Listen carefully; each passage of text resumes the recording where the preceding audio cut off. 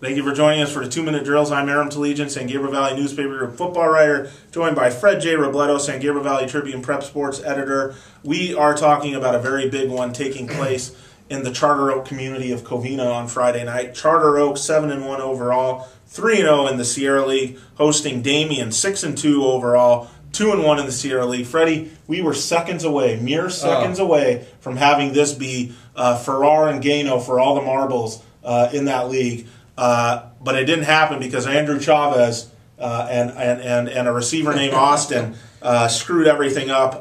But we don't blame Chino Hills. They didn't screw it for Chino Hills. They got to do what they got to do, and they certainly did it. Yeah. But still, Freddie, if Damien has any kind of playoff, league title aspirations, they got to win this game over Charter Oak. And it would screw up the whole league if Damien wins. I mean, when you're talking about playoff scenarios and everyone wanting to finish first and get that guaranteed home game.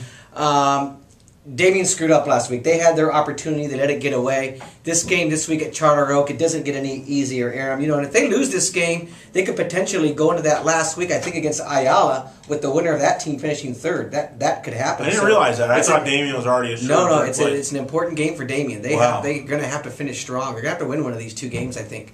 But in any case, you know, a bit of news about Charter Oak. Travis Santiago on BruinBlitz.com today. They said that UCLA is taking a look at him, so that's a bit of a side note. The guy's been phenomenal, Aram. 2,184 yards, 19 touchdowns. But here's the thing, and I'll say this real quick and we can get going. The Sierra League, the defense is like the Pac-12 over there. Everybody scores a lot of points. I was going over the numbers right now before we came on. They are averaging that league, giving up 38 points a game. And when you think of the teams that some teams are contributing to that more than others, like South Hills. And Charter Oak, Ayala, and Claremont, the three teams that Charter Oak's beat, you know, they haven't played the meat of the Sierra League. That happens this week. This is coming now. Yeah, South Hills, Ayala, they're giving up over 50 points a game between them. Claremont, 38 points again. So again, we know Charter Oak's offense is great, but they have benefited playing against teams, especially in the Sierra right now, that give up an awful lot of points. I think Damien's defense is a lot improved. You saw that actually against Chino Hills too. It was a 28-27 game, but they held them for a long time. Fred, the thing that made Damien better this year is the speed upgrades that they've had all over the place, and that'll certainly help them a little bit against Charter Oak. But you know, if you're going to try and match speed for speed with Charter Oak, you're going to be wondering, what you're doing for the weekend plans at halftime on Friday night, because that game will not be close. That is the problem. Well, the only thing that can stop Charter Oak is a bigger team. Yeah. And Damien is not bigger than Charter Oak. They are not faster than Charter Oak. Who gave Charter Oak problems first game of the year? Glendora. What did Glendora do that kind of bothered Charter Oak? They played a boring offense. That could be Damien this week with Jalen Castillo. They played a boring offense that no high school kid wants to defend. Charter Oak, against the run, has not been a great team. I'm sorry, they have not been a great team defending the run. Teams can move on them. They held Glendora to 6. They held them to 6. That's on the board. But Glendora, they rushed for a lot of yards that game. If you look at the game as a whole, they were able to really move the ball. They didn't get it in the end zone all the time, but they were able to move the ball. Saw South Hills able to move the ball at will, running and passing against them.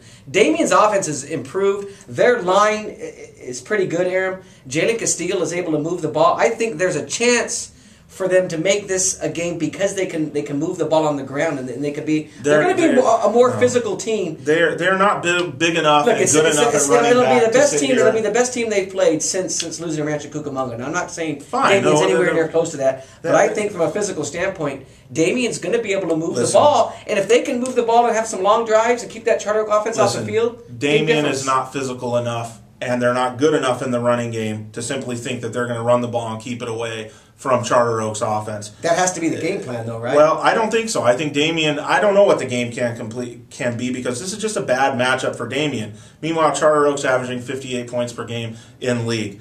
Chino Hills would be a much more difficult matchup for Charter Oak, because they have the size to kind of lean on Charter Oak's front seven. Damien doesn't have that size. I got Charter Oak winning this game pretty easy, Fred. Yeah, when it comes down to defense, I think Chino Hills, when you look at everything, probably plays the better defense of all those teams. They're a better matchup. Yeah, from that standpoint. You're right. The thing about Damien is that you look at the teams they've given up points. They've given up 21 to Temescal Canyon, 28 to Amat, 39 to J. Sarah, 38 to South Hills, 28 to Chino Hills. They give up a lot of points, and now they're facing Charter Oak, who scores better than anyone in the valley. So you're right.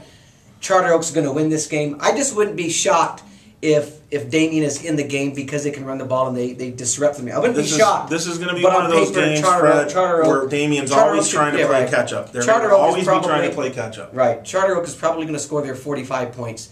That Damien probably can't do anything about. But I think offensively, they might be able to score and stretch the game and make it long. But you're right.